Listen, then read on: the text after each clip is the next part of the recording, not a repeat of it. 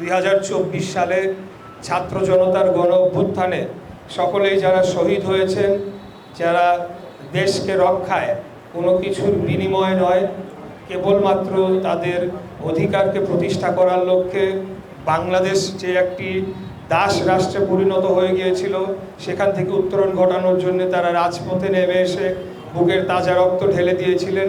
তাদেরকেও আমি গভীর শ্রদ্ধা ভরে স্মরণ করছি, তাদের আত্মার মাগফিরাত কামনা করছি। যারা আহত হয়েছেন, পঙ্গুত্ব বরণ করেছেন, তাদেরকেও আমি জানাই আমার সংগ্রামী সালাম এবং শুভেচ্ছা।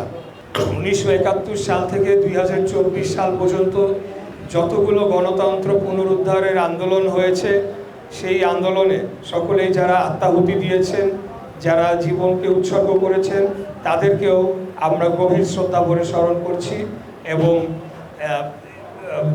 তাদের আত্মার মাগফিরাত কামনা করছি যারা শহীদ হয়েছেন।